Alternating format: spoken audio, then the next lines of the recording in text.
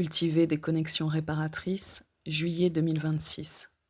Solstice brûlant, programme de soins estival pour un été à contre-courant.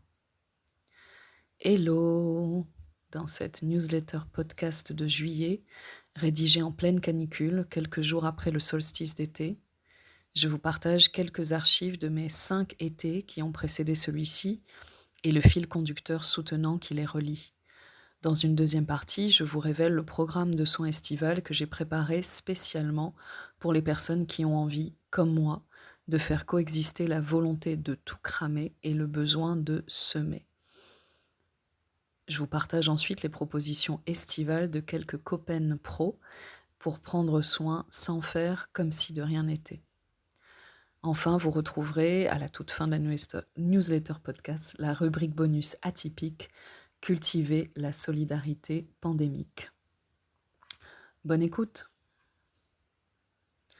Je précise que la version écrite de cette newsletter est disponible sur la partie blog de mon site, sur Substack, et aussi la grande nouveauté, c'est qu'elle est disponible en version magazine, donc n'hésitez pas à me contacter pour recevoir le PDF. Partie 1. Solstice brûlant, solstice violent. Les hits de l'été, c'est plus que c'était. Je commence par une citation. Dimanche 2 mars 2025. Il pleut. Nous avons appris hier soir à la radio qu'un ouragan arrivait du Pacifique, mais ici, il n'y a pas eu grand monde pour y croire. Nous aurons du vent, a dit Cory. Du vent et peut-être quelques gouttes de pluie et un peu d'air frais. C'est tout ce que nous aurons, mais ce sera toujours ça. Nous n'avons jamais rien de plus. Il faut que je remonte 6 ans en arrière pour me souvenir de la pluie, une pluie diluvienne. L'eau tourbillonnait devant la porte de derrière, pas assez haute pour pénétrer dans la maison, mais assez tout de même pour que mes frères aient envie d'aller y patauger. Il a commencé de pleuvoir ce matin, alors que les gens arrivaient chez nous pour la messe dominicale. On a chanté de vieux hymnes, accompagnés au piano par Cory, pendant que le tonnerre grondait dehors et que les éclairs zébraient le ciel. C'était formidable. Certains ne sont pas restés longtemps, impatients qu'ils étaient de sortir tous les récipients possibles pour recueillir l'eau dans leur jardin, mais aussi à l'intérieur des maisons, car il y a peu de toits dans le coin qui ne soient pas des passoires. Fin de la citation. Ce texte est extrait du récit afrofuturiste Parabole du semeur de Octavia E. Butler. Estelle, pardon, la lettre du milieu, son middle name, c'est Estelle, et donc c'est E en français, pardon, Octavia E. Butler. Il a été publié en 1994. Je l'ai lu pour la première fois en 2020 aux États-Unis, pendant la première année de la pandémie, les manifestations suite au meurtre de George Floyd par le policier Derek Chauvin, les méga-feux en Californie et la campagne présidentielle qui opposait Trump à Biden. En 1994, Octavia Butler a imaginé le futur en se basant sur ce qu'elle observait dans son présent et guidée par les archives du passé. Et depuis 2020, ses écrits, et notamment leur transmission par Adrienne Mary Brown et Toshi Reagan qui font vivre son héritage, m'aident à étudier le passé pour comprendre notre présent et surtout s'entraider à imaginer notre futur. En effet, l'été 2021, ce sont ces enseignements qui m'ont aidé à m'ancrer dans la décision difficile de démissionner de mon poste de prof-chercheuse et de déménager en France hexagonale pour vivre la pandémie et la montée du fascisme auprès de mes proches. L'été 2022, ce sont aussi ces enseignements qui m'ont permis d'appréhender émotionnellement, psychologiquement et matériellement la canicule, les feux de forêt dans le sud-ouest qui ont brûlé tous les lieux où je me promenais quotidiennement et qui ont mené à l'évacuation en urgence de notre maison. L'été 2023, ce sont ces enseignements à nouveau qui m'ont aidé à me lancer officiellement dans cette voie d'accompagnante engagée que j'occupe aujourd'hui, en proposant, avec le soutien de Selma Sardouk, mon premier atelier d'apprentissage, de deuil, de soins et d'action autour du texte Déclaration du roi pour la police des Noirs, un texte de loi de août 1777, et c'était pendant les révoltes qui ont suivi l'assassinat de Naël Merzouk par le policier Florian M., dont le procès se poursuit d'ailleurs toujours aujourd'hui sans que le meurtre ait été reconnu. L'été 2024, ce sont toujours les enseignements d'Octavia Butler dans la parabole du semeur qui m'ont donné la force de lancer les cercles de soins contre le fascisme s'enraciner, résister, rêver. Et c'était dans l'urgence des législatives qui ont suivi la dissolution de l'Assemblée nationale par Macron et qui ont mené à la création de l'éphémère Nouveau Front populaire. L'été 2025, l'été dernier, ce sont toujours ces enseignements qui m'ont guidée dans l'organisation des cercles d'apprentissage collectif à la racine, rencontrer Fanon, pour faire connaissance avec l'œuvre de Frantz Fanon en groupe, et les cercles de deuil estival, coquillages et cœurs brisés, où nous avons pris soin de nos peines ensemble avec le soutien de l'eau. On est en 2026, c'est l'été, et ce sont à nouveau ces écrits sur les liens entre le capitalisme et la suprématie blanche, et leurs conséquences sur le climat, qui me guident pendant que j'écris cette newsletter alors qu'il fait 42 degrés dehors, que des profs doivent mettre des couvertures de survie sur les fenêtres des salles de classe, que des policiers empêchent des jeunes de se baigner et que Macron nous suggère de boire de l'eau. En bref, Octavia, on a encore bien besoin de toi. Et vous, qu'est-ce qui vous habite en ce moment? Qu'est-ce qui se déploie dans vos esprits, dans vos cœurs et dans vos corps? Qu'est-ce qui vous enrage, vous dévaste, vous sidère en ce solstice caniculaire? Qu'est-ce qui vous soutient aussi, vous réconforte, vous donne de l'espoir et de la joie? Et est-ce que cet été vous rappelle d'autres étés? Quel est le lien entre cet été et les précédents pour vous? Quelles sont vos archives estivales? L'année dernière, je vous racontais dans la newsletter podcast que j'avais intitulée Cruel Summer, d'après une chanson des années 2000 que j'adorais, ma relation compliquée et ambiguë à cette saison si particulière, et vous demander comment vous le viviez, vous, l'été. Dans cette newsletter podcast, je vous proposais des pistes et des symboles pour s'entraider à élargir le spectre des possibilités estivales et à challenger ensemble les normes imposées pour faire de la place à l'entre-deux dans le paradigme émotionnel, relationnel et culturel de l'été. Cette année, on garde la même vibe, mais avec un cran au-dessus dans l'intentionnalité de construire ensemble des étés différents, en tenant compte de nos besoins, de nos capacités, du contexte et surtout de nos valeurs. Parce que vous êtes nombreux, nombreuses à m'avoir parlé de vos colères, de vos rages et de vos découragements face à la manière dont cette canicule extrême amplifie et révèle au centuple les inégalités structurelles des systèmes qui nous régissent. Parce que cet été 2026, on est nombreux à penser, sans mauvais jeu de mots, que c'est vraiment, vraiment chaud ce qu'on vit en ce moment. Alors ce que je vous propose, c'est de prendre soin ensemble. C'est le rôle que j'ai choisi, avec le soutien des écrits d'Octavia Butler, vous accompagner dans les émotions que suscitent ces changements collectifs que nous vivons, vous accompagner dans l'identification de vos besoins, de vos capacités, de vos valeurs et de vos rêves pour traverser ces temps troublés. En épigraphe du chapitre 18 de Parabole du semeur, qui est daté du 8 août 2027, dans le journal de la narratrice Lorraine Oya Olamina, on peut lire les versets suivants, extraits de Earth Seed, le carnet qui contient la religion, le mouvement, la cosmologie qu'elle a décidé de créer. Je cite, « 1 ou 2 fois par semaine, tenir un rassemblement de semences de la terre pour libérer l'émotion, apaiser l'esprit, mobiliser l'attention, renforcer le dessein et unifier les gens. » Semences de la terre, le livre des vivants. Alors voici donc les rassemblements hebdomadaires auxquels je vous invite, moi, cet été, pour faire coexister la volonté de tout cramer et le besoin de semer. Partie 2, programme de soins estival pour un été à contre-courant.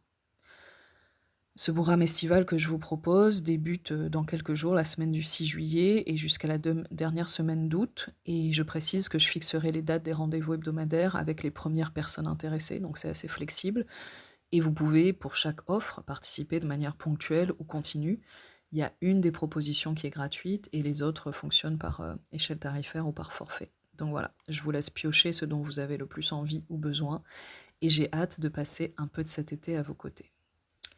Le premier espace que je vous propose, c'est non pas coquillage et crustacés, mais coquillage et cœur stressé, un espace de soins hebdomadaire pour faire de la place à l'ambiguïté de l'été dans un monde en feu. En effet, et si c'était ok de penser que l'été c'est compliqué? Et si on faisait de la place à nos peines estivales? Coquillage et cœur stressé, c'est la version estivale des cercles de deuil et de soins collectifs mensuels La Rivière, que j'organise le reste de l'année.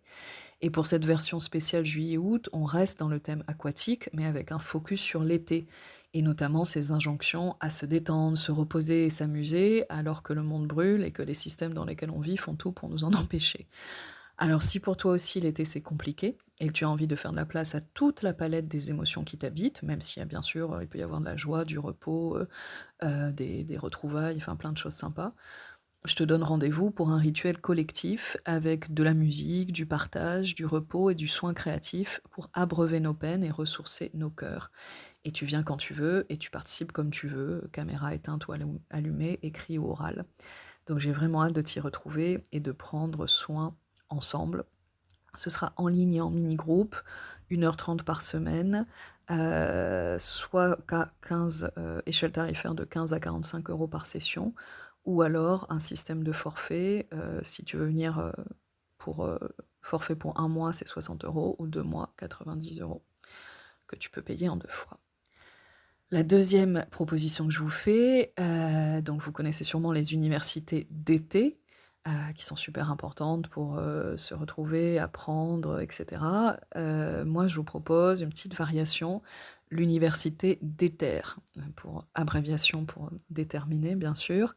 Et l'université d'éther que je te propose, c'est une summer school cosy et engagée pour s'entraider à étudier ce dont tu as besoin en prenant soin de tes besoins. Donc il y a un double aspect. En effet, l'année dernière, je vous proposais le programme d'apprentissage collectif estival «À la racine, rencontrer Fanon». On s'est retrouvés tout l'été pour faire connaissance avec l'œuvre de Frantz Fanon à notre manière. Donc ça pouvait être livre, podcast, livre audio, post Insta, page Wikipédia, etc.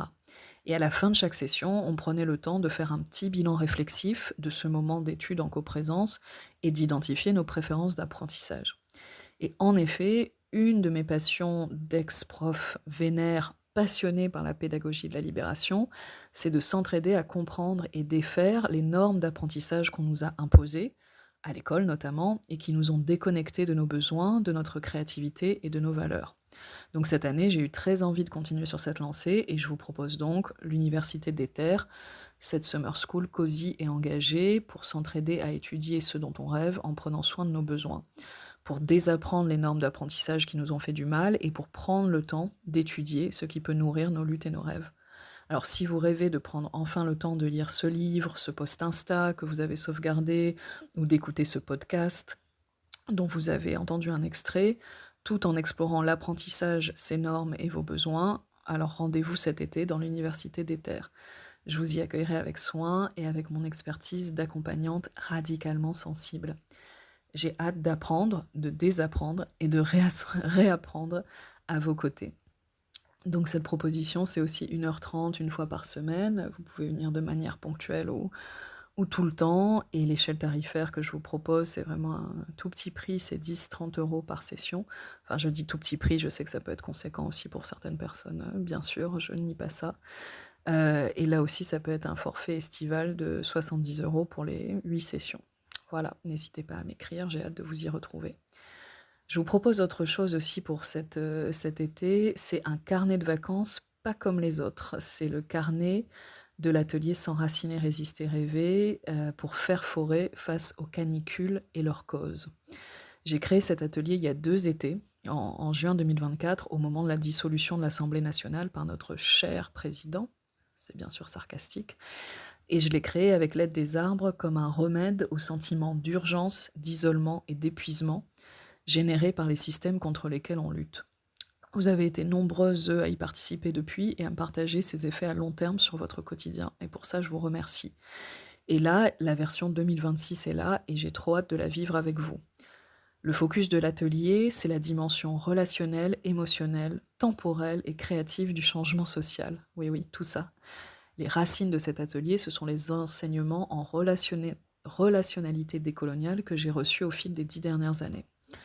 Le super pouvoir de cet atelier, c'est, je pense, j'espère, qui vous permet de vous reconnecter à ce qui vous soutient à la puissance du collectif, à l'énergie de vos valeurs et à la magie de votre imagination. Et donc la grande nouveauté de cette année, c'est un carnet papier de 16 pages dont je suis très fière pour découvrir l'atelier de manière plus abordable et flexible. Et avec, ce que je vous propose, c'est une session d'accompagnement sur mesure pour débriefer ensemble une fois que vous avez parcouru le carnet et me poser toutes vos questions. Et donc c'est vraiment une manière de vivre un été arboré à l'ombre des arbres de ta vie et de ce que ces arbres ont à t'apprendre pour traverser ces temps troublés. Rendez-vous sur mon site pour voir tous les détails ou vous pouvez m'écrire pour recevoir le lien. Ce que je te propose aussi, avec tout ça, c'est vraiment un été pour toi, un été pour prendre soin de tes émotions et de tes relations pour mieux incarner tes révolutions. Et pour ça, je te propose des accompagnements individuels sur mesure. Une session individuelle, c'est en ligne d'une 1h15. On peut discuter des modalités en fonction de tes besoins en termes d'accessibilité. Et l'échelle tarifaire, de ces séances va de 40 à 80 €.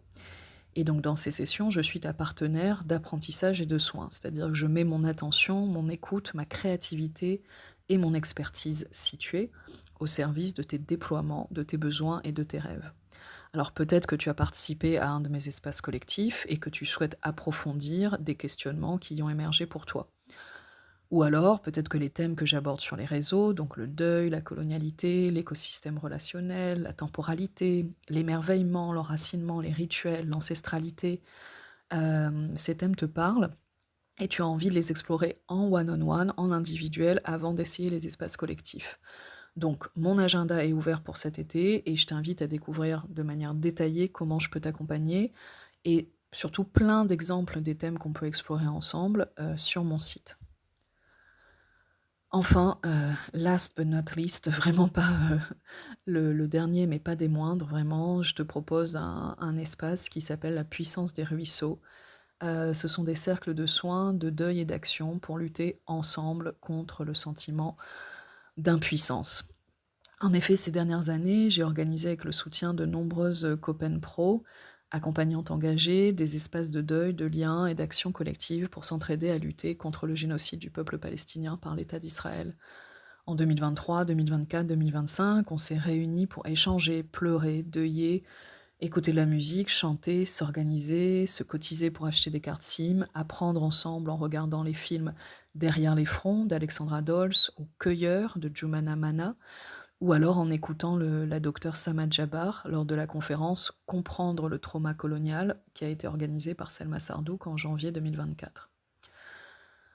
À ce jour, au moment où j'enregistre cette newsletter podcast, la France continue à criminaliser la dénonciation du génocide. Et selon un rapport d'Urgence Palestine et de Palestinian Youth Movement, plus de 525 cargaisons d'équipements français à usage militaire ont été expédiées vers Israël entre octobre 2023 et mars 2026. Comme on le voit, les cessez-le-feu, que ce soit en Palestine ou au Liban, n'ont jamais rien cessé. Les bombardements continuent et ce 7 juin, un bébé de 7 mois, Sam Fad Abu Haikal, a été tué par des soldats israéliens en Cisjordanie occupée.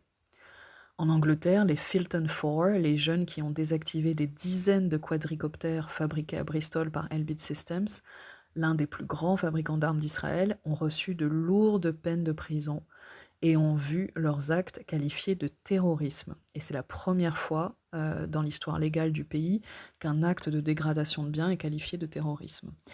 Et il se trouve qu'ils passeront plus de temps en prison que la plupart des personnes arrêtées lors des émeutes racistes de ces dernières années au Royaume-Uni et en Irlande, où des refuges pour personnes migrantes ont été brûlés et des personnes racisées ont été attaquées et frappées dans la rue.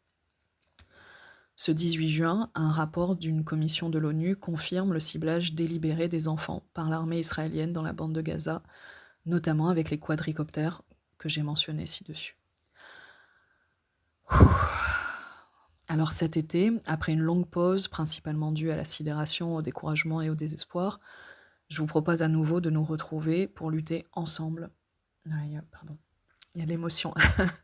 Je ne vais pas arrêter l'enregistrement, je vais continuer. Pour lutter ensemble contre le sentiment d'impuissance en nous rappelant que les petits ruisseaux font les grandes rivières. Et je vous donne donc rendez-vous chaque semaine pour un moment de deuil, de soins, de reliance et d'action collective où on va se donner de la force pour continuer la lutte, on va échanger des graines de soutien, des idées et cultiver l'endurance et l'espoir. Ce que je propose, c'est de se rassembler en ligne, 1h30 par semaine. Là aussi, vous venez quand vous voulez, quand vous pouvez et c'est gratuit pour cet espace. Voilà pour le programme de soins estival à contre-courant. Vous voyez qu'il y a beaucoup de choses, comme souvent dans mon écosystème. J'espère que certaines de ces propositions vous plairont et que vous y participerez. Écrivez-moi en MP sur Insta ou par email, céciletresfel@gmail.com pour recevoir les liens d'inscription, décider des dates ensemble et n'hésitez surtout pas à partager l'info aux personnes de votre entourage qui pourraient être intéressées par ces propositions. Petit point rentrée 2026. J'en ai pas parlé autant que je voudrais, mais il y a un atelier que j'adore dans mon écosystème qui est l'atelier Vocotexto, sur nos préférences communicationnelles, sur le consentement, sur la communication dans nos relations, que j'adore. Et du coup, je planifie en ce moment les dates pour l'atelier à la rentrée, mais aussi les dates de la partie 2 de l'atelier, qui sortira en exclusivité cet automne, enfin. Donc pour toutes les personnes qui ont pris la partie 1, contactez-moi si vous voulez qu'on fixe la date pour cette partie 2. Et pour l'atelier S'enraciner, résister, rêver, je vous ai parlé du carnet. Il y a aussi le cours en ligne, mais à la rentrée, il y aura à nouveau l'atelier en version live de 2h30 et l'atelier en version programme de soins sur 1 mois en octobre 2026. Donc là aussi, écrivez-moi si vous êtes intéressés. Je passe maintenant à la 3e partie où je veux vous parler des propositions estivales des camarades accompagnantes, elles aussi à contre-courant et qui me soutiennent énormément, dans cet, écosystème professionnel. Alors on a Clémence Petit qui continue à déployer cet été les cercles de soins collectifs Résistance Joyeuse et l'espace de partage engagé et qui te propose aussi des séances d'écoute et d'accompagnement en visio, mais aussi en bord de Charente à Angoulême. Elle partage aussi chaque mois des pépites d'apprentissage et de soins dans sa newsletter Étincelles sensibles. Dans ses propositions estivales, il y a aussi Estelle Niana, qui est la fondatrice de Meuf Média, un mouvement qui réouvrira ses espaces collectifs dès septembre pour t'aider à développer ton rôle média et ta posture d'influence. Mais en attendant, cet été, tu peux découvrir le dernier épisode de Fréquence E, un podcast qui explore les cycles, notre manière d'habiter le monde et les transformations qu'ils ouvrent. Et si tu es auditorice, fidèle ou de passage, et que la numérologie t'appelle, Estelle t'invite à rejoindre le club le 30 juillet, un espace offert pour prolonger la conversation et faire lien. Soit Gabrielle Mollès nous donne rendez-vous pour son rituel de nouvelle lune mensuel le 14 juillet à 20h30. J'y serai, je participe tous les mois. Au programme, mémoire vivante, soins communautaires, approche décoloniale du rituel. C'est un moment pour ralentir, ressentir, régénérer. Et tu peux aussi profiter de cet été pour découvrir sa rivière de poèmes, Ma terre cendrée de perles. On a aussi Amandine qui continue à déployer l'écosystème d'accompagnement en bien-être décolonial, Penser nos horizons. Cet été, elle propose la pause constellée, un espace de repos estival sur 3 mois, conçu pour apaiser nos feux intérieurs et nous libérer de tout ce qui nous surcharge. Et pendant les 7 premiers jours du mois, vous recevez, dans un format de groupe en différé, un audio de méditation, une guidance, une histoire inspirante, une lettre énergétique. Après, il y a les collègues anglophones avec qui je facilite un cercle de deuil collectif Covid Cautious. Le prochain aura lieu le dimanche 5 juillet. Elena Solano, ma collègue, qui a créé encore un super workshop qui s'appelle Relational Technologies, Design for anybody interested in crafting consensual relational strategies together. On adore. Et le prochain sera le vendredi 17 juillet. Et le 19 juillet, le dimanche 19 juillet, on se retrouve pour le rassemblement mensuel Gathered Meeting, qui est un projet collaboratif avec ma collègue Martha Crawford. Voilà pour la présentation des offres de ces collègues à contre-courant qui sont si importantes dans mon écosystème. Et enfin, pour finir, comme si cette newsletter n'était pas assez longue, voilà la newsletter dans la newsletter, cultiver la solidarité pandémique. Et je vais vous parler de canicules et festivités masquées, penser la réduction des risques, la joie et le deuil en été. Donc comme vous le savez si vous lisez cette newsletter depuis un moment déjà, ou comme vous le découvrez maintenant, il y a une mini newsletter dans la newsletter, ce qui est hilarant parce que mes newsletters sont déjà très longues. Et je consacre en effet cette rubrique bonus à parler d'un sujet dont on ne parle plus depuis bien longtemps, ou en tout cas quand on en parle c'est au passé, c'est la pandémie de Covid, qui est malheureusement toujours en cours aujourd'hui, qui continue à handicaper massivement nos proches et camarades via ses effets neurovasculaires à long terme sur l'organisme qu'on appelle aussi le Covid long. Et la solidarité pandémique ou l'autodéfense sanitaire, le terme qu'on utilise en France, c'est une de mes spécialisations en tant qu'accompagnante chercheuse engagée et je vous raconte, sur mon site, au moment de ma présentation, comment ça vient enrichir mon approche, et les espaces que je vous propose, quel que soit d'ailleurs votre positionnement sur le sujet. Alors, la bonne nouvelle en ce moment, c'est que les taux de circulation du Covid sont bas cette année comparés à ce même moment l'année dernière. Donc ça, c'est une très bonne nouvelle. La mauvaise nouvelle, c'est que le Covid circule toujours et qu'une seule infection suffit pour développer un Covid long très handicapant. Alors ici, on continue d'en parler, ce qui permet aussi de changer notre culture collective de la prévention et de s'outiller collectivement pour les prochaines pandémies, parce que malheureusement, il y en aura. Je voulais vous parler d'un exemple d'une pratique collective de réduction des risques estivale. C'était le concert de Phytocène qui a eu lieu le 25 juin au Petit Bain, avec port du masque obligatoire et heureusement salle climatisée pour faire face à la chaleur. J'ai pas pu y assister. Malheureusement, j'avais un autre événement dans le sud-ouest, une journée des fiertés dans la petite ville de Mios. Mais je voulais vous partager un extrait de l'article où elle explique sa démarche. Nous sommes en 2026, ça fait 6 ans que le virus du Covid, un virus neurovasculaire qui a de graves répercussions sur notre santé à toutes et tous, circule librement et en toute saison, depuis l'abandon gouvernemental des mesures sanitaires et au passage de toute notion de santé publique au profit d'une logique capitaliste et eugéniste. Les séquelles du Covid affectent, entre autres, directement la capacité à faire de la musique, peuvent rendre sourd, provoquer de lourdes séquelles cognitives, cardiaques ou respiratoires, une perte de voix et j'en passe. Et il est pour moi primordial que mes concerts soient des lieux accessibles, sans discrimination sur le statut de santé, qui ne suivent pas la logique validiste du déni de la circulation des pathogènes aéroportés, et que le fait d'aller écouter ma musique ne résulte en aucune contamination et handicap de mon public, et que le fait pour moi de performer sur scène sans masque ne résulte pas en une détérioration de ma santé, et une potentielle incapacité à faire de la musique. Il est donc urgent que le milieu de la musique prenne au sérieux cette problématique et prenne soin des artistes et du public pour préserver la musique telle qu'on la connaît. Donc voilà l'extrait des paroles de l'artiste Phytocène dans un article pour Modzik. Aux États-Unis, les événements avec réduction des risques Covid sont bien plus nombreux et c'est le cas par exemple des soirées All Vinyl All Love organisées par un collectif que j'aime beaucoup qui s'appelle Positive Deviance NYC, Arts and Culture for the Pandemic Scene, et la prochaine aura lieu le 12 juillet et est accessible en live stream, ce qui est pas pareil mais qui est très sympa quand même. Ensuite, je voulais vous dire que parce qu'il y a beaucoup de liens à faire entre la gestion gouvernementale de la pandémie et la gestion des canicules, mais aussi parce que les deux sujets ont en lien les questions de ventilation, l'aération ou le validisme, l'ARA, c'est-à-dire l'Asso pour la réduction des risques aéroportés, a créé sur son Discord un salon consacré aux fortes chaleurs et canicules pour penser ce sujet de manière collective et antivalidiste, et vous pouvez le rejoindre.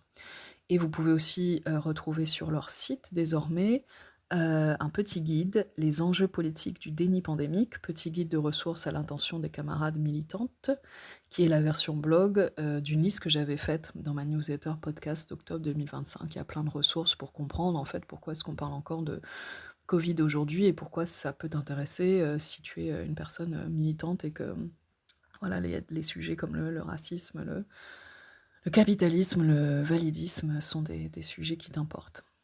Et pour les personnes anglophones qui pratiquent la réduction des risques Covid au quotidien, dans un monde où on parle de Covid au passé et où le Covid long est invisibilisé, la dissonance cognitive est immense. Et c'est pour prendre soin ensemble que nous co-animons tous les premiers mercredis du mois, avec mes collègues Jess De Vries et Britta Love, un cercle de deuil collectif. Et le prochain aura exceptionnellement lieu le dimanche 5 juillet plutôt que le mercredi. Voilà, merci infiniment pour votre écoute. C'était la newsletter podcast de juillet 2026 de Cultiver des connexions réparatrices. Solstice brûlant, programme de soins estival pour un été à contre-courant. Je vous dis à très bientôt et je vous envoie plein de soutien pour le début de ce mois de juillet.